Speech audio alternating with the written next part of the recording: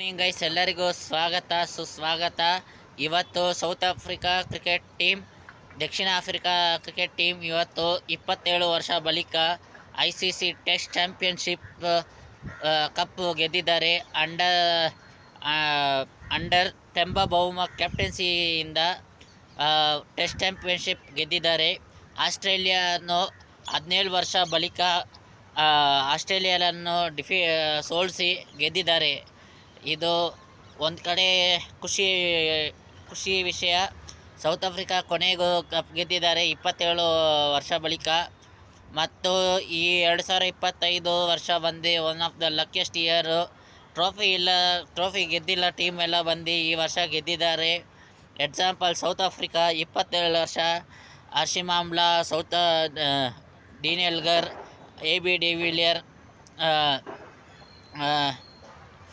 Vane Parnell ಮತ್ತು Quinton de Kock ಮತ್ತು Dale Steyn, AB de, ತಿರ್ಗಾ JP ಡೊಮಿನಿ ಮತ್ತು ಸೌತ್ ಆಫ್ರಿಕಾ ಲೆಜೆಂಡ್ ಪ್ಲೇಯರ್ಸು ಕಷ್ಟಪಟ್ಟು ಇವತ್ತು ಹೊಸ ಕ್ಯಾಪ್ಟನ್ ಟೆಂಬಾ ಬೌಮಾ ಕ್ಯಾಪ್ಟನ್ಸಿಯಿಂದ ಇವತ್ತು ಗೆದ್ದಿದ್ದಾರೆ 27 ವರ್ಷ ಬಳಿಕ. ಮತ್ತು ಏಡನ್ ಮಾರ್ಕ್ರಮ್ ಸಕ್ಕತ್ತಾಗಿ ಬ್ಯಾಟಿಂಗ್ ಮಾಡಿದರು. ಅವರ 130 ರನ್ನು. ತಿರ್ಗಾ ಟೆಂಬಾ ಬೌಮಾ ಕ್ಯಾಪ್ಟನ್ಸಿ ಬೌಲಿಂಗು ಸರಿಯಾಗಿತ್ತು. ಕಕ್ಕಿಸೋ ರಬಾಡ ಸರಿಯಾಗಿ ಬೌಲ್ ಮಾಡಿದರು. ಲುಂಗಿ ನೆಗಡಿ. ಸೌತ್ ಆಫ್ರಿಕಾ ಬೌಲಿಂಗ್ ಬೆಸ್ಟ್ ಆಗಿತ್ತು. ಮತ್ತು ಆಸ್ಟ್ರೇಲಿಯಾದ ಕೊನೆಗೂ ಅವರ ರೆಕಾರ್ಡು ಮುರಿದೋಗೈತೆ. ಪ್ಯಾಟ್ ಕಮಿನ್ಸ್ ಅವರ ರೆಕಾರ್ಡ್ ಮುರಿದೋಗೈತೆ. ಯಾವುದು ICC ಟ್ರೋಫಿಯ ಕ್ಯಾಪ್ಟನ್ ಆಗಿ ಸೋತೋಗಿಲ್ಲ. ಇವತ್ತು ಸೋತೋಗಿದ್ದಾರೆ. I would like to congratulate every South Africa cricket team players and for winning this cup after 27 years. Thank you, Temba Bavuma. Under your captaincy,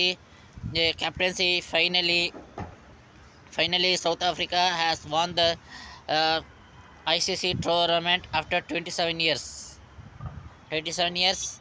Congrats, South Africa. Indeed, very bad luck for Australia. Best of luck for them for future tournament.